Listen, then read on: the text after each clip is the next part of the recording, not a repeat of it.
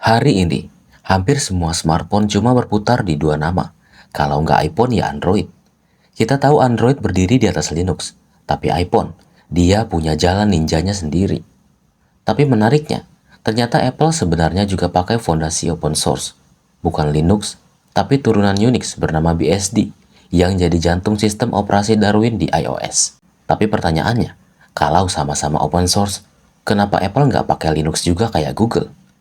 Kenapa Apple memilih BSD yang bikin iPhone jadi sangat tertutup? Sampai-sampai komunitas harus bikin gerakan jailbreak cuma buat dapat akses penuh ke dalam intinya. Dan di video kali ini, kita akan bedah sejarah rahasia di balik sistem operasi Apple. Mulai dari lahirnya Darwin, alasan pemilihan lisensi BSD, sampai eksperimen nekat menjalankan Linux di dalam iPhone. Cerita ini bermula di akhir tahun 90-an, waktu Apple hampir bangkrut, dan mereka butuh sistem operasi baru yang modern. Solusinya, mereka membeli Next, perusahaan yang didirikan Steve Jobs setelah dia sempat ditendang dari Apple. Nah, Next ini punya teknologi canggih namanya Nextstep. Inilah yang jadi fondasi masa depan Apple. Nextstep dibangun menggunakan Mac microkernel dan banyak komponen dari BSD Unix. Gabungan keduanya melahirkan apa yang kita kenal sekarang sebagai Darwin. Darwin adalah sistem operasi open source yang jantungnya disebut kernel XNU. Menariknya, meskipun Darwin itu terbuka untuk publik, Apple sejak awal sudah punya rencana cerdik. Mereka membagi sistemnya jadi dua lapis.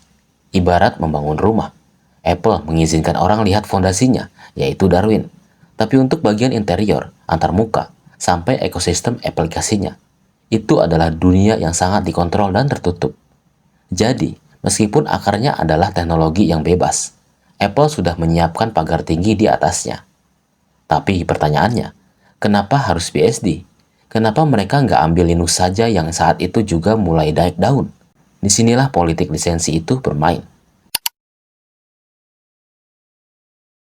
Untuk mengerti kenapa Apple jatuh cinta pada BSD, kita harus paham sifat keluarganya. BSD itu turunan Unix, darah biru yang melahirkan sistem hebat seperti FreeBSD atau OpenBSD. Tapi, senjata rahasia BSD ada pada lisensinya. Lisensi BSD itu sangat permisif, yang intinya, silahkan ambil kodenya, modifikasi sesukamu, pakai buat produk komersial, dan kamu nggak wajib buka lagi kode modifikasimu ke publik. Yang penting, cantumkan atribusi kalau kamu pakai kode kami. Bandingkan dengan Linux yang memakai lisensi GPL. Di Linux, kalau kamu memodifikasi kernelnya dan mendistribusikannya ke publik, kamu punya kewajiban hukum untuk membagikan ulang modifikasi itu secara terbuka. Linux ingin semua orang tetap berkontribusi balik. Nah, bagi perusahaan seperti Apple yang sangat protektif soal rahasia dapur, lisensi BSD adalah kompromi yang sempurna. Mereka bisa meminjam kekuatan komunitas open source untuk membangun fondasi yang stabil, tapi tetap bisa mengunci rapat-rapat fitur premium dan desain antarmuka mereka sebagai hak milik eksklusif. Pilihan lisensi inilah yang nantinya menjelaskan kenapa iPhone bisa terasa sangat canggih, tapi di saat yang sama terasa sangat membatasi penggunanya. Waktu iPhone pertama kali diperkenalkan tahun 2007, dunia terpukau sama layarnya yang bisa di-scroll pakai jari dan animasi yang halus. Tapi di balik layar, yang bekerja adalah anak dari macOS. Apple mengambil Darwin dan kernel XNU yang sudah matang di komputer Mac, lalu memangkasnya, menyesuaikannya, dan mengoptimalkannya untuk perangkat mobile. Saat itu, mereka menyebutnya iPhone OS. Meski pondasinya adalah BSD yang open source, Apple membangun iPhone seperti sebuah taman yang indah, tapi dikelilingi pagar kawat berduri. Di awal kehadirannya, kamu nggak bisa install aplikasi sembarangan. Nggak ada App Store, semuanya harus aplikasi bawaan Apple atau cuma lewat web browser. Apple benar-benar memanfaatkan keleluasaan lisensi BSD tadi. Mereka nggak memberikan akses root atau akses ke sistem terdalam kepada pengguna.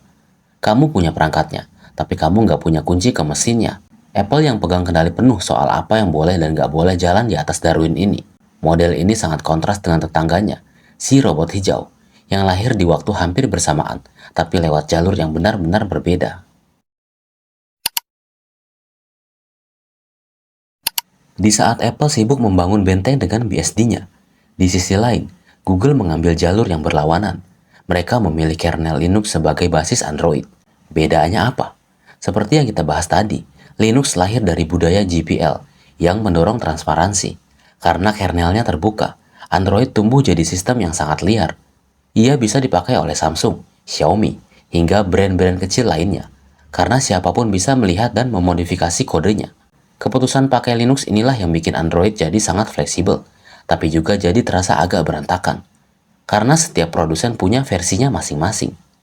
Dan untuk detail soal gimana Linux dan Android bekerja sudah pernah kami bahas di video lain di channel ini. Kamu bisa menyimaknya setelah menyimak video ini sampai selesai. Karena setelah ini, kamu akan tahu kalau ternyata iPhone tidak serapat dan seterkunci itu. Linux pernah sempat menyusup ke sistem terdalam dari iPhone dan sempat membuat kegaduhan di dalamnya. Bagi sebagian orang, punya hardware secanggih iPhone tapi nggak bisa akses sistemnya, itu ibarat punya mobil balap tapi kap mesinnya jelas mati. Karena Apple memilih jalur BSD yang dikunci rapat, muncullah gerakan perlawanan yang kita kenal sebagai jailbreak. Secara teknis, jailbreak adalah upaya komunitas untuk mencari celah keamanan di kernel XNU. Tujuannya, mendapatkan akses root. Begitu kunci ini terbuka, pengguna bisa masuk ke sistem terdalam yang selama ini disembunyikan Apple. Lalu muncullah Cydia, sebuah toko aplikasi alternatif yang lahir bahkan sebelum App Store resmi Apple jadi besar. Di sana, orang-orang bisa memasang fitur yang saat itu dianggap mustahil oleh Apple, seperti mengganti tema, bikin folder, sampai merekam layar. Pertarungan ini sempat masuk ke ranah hukum. Apple berargumen kalau modifikasi ini berbahaya. Tapi di beberapa negara, penjuang hak konsumen berhasil memenangkan aturan bahwa memodifikasi perangkat yang sudah kita beli adalah hak yang sah. Tapi kalau kuncinya sudah terbuka, kenapa cuma buat install tema? Kenapa nggak sekalian saja ganti sistem operasinya jadi Linux? Pernah nggak kamu membayangkan iPhone, tapi isinya Linux? Meski kedengarannya aneh, komunitas pengembang nggak pernah berhenti mencoba hal ini. Salah satu proyek paling ikonik adalah OpenIBoot. Para pengembang memanfaatkan celah bootloader perangkat Apple lama, seperti iPhone 2G, 3G, dan iPod Touch, supaya bisa menjalankan kernel Linux. Bahkan beberapa tahun lalu, ada proyek bernama Proyek Sandcastle. Mereka berhasil membuat Android berjalan di iPhone 7. Ini adalah pencapaian teknis yang gila, karena mereka harus membedah cara kerja hardware Apple yang sangat rahasia agar bisa ngobrol dengan kernel Linux. Eksperimen ini biasanya punya banyak kendala. Proyek-proyek ini hadir bukan untuk menggantikan iOS, tapi sebagai simbol perlawanan dan pembuktian bahwa hardware Apple sebenarnya mampu menjalankan Linux. Hanya saja Apple memang sengaja tidak mengizinkannya. Jadi, kalau secara teknis memungkinkan, kenapa Apple tetap bersikeras nggak mau lirik Linux sama sekali? Jadi kenapa sampai sekarang Apple nggak mau pindah ke Linux? Ada 3 alasan utama. Yang pertama, faktor sejarah.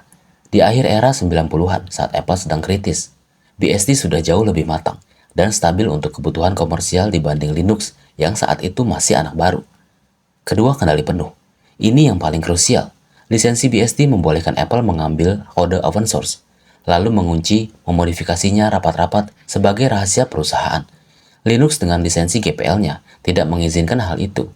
Mereka mewajibkan keterbukaan. Yang terakhir adalah visi Apple. Apple ingin menjual pengalaman yang terkurasi. Dengan BSD, mereka bebas menyatukan hardware dan software tanpa harus tunduk pada aturan komunitas Linux yang mendorong kebebasan akses. Kesimpulannya, bagi Apple, Linux itu soal kehilangan kontrol. BSD adalah jalan tengahnya. Pakai teknologi publik, tapi tetap bisa bangun tembok tinggi. Sejarah iPhone dan Android menunjukkan kalau istilah open source itu punya dua wajah. Apple memakai wajah BSD yang permisif untuk membangun ekosistem yang rapi tapi tertutup. Sementara Google memilih wajah Linux yang terbuka untuk dipakai massal oleh banyak produsen. Lalu, apakah kamu lebih suka dunia iPhone yang rapi tapi terkunci? Atau dunia Android yang bebas, tapi seringkali berantakan?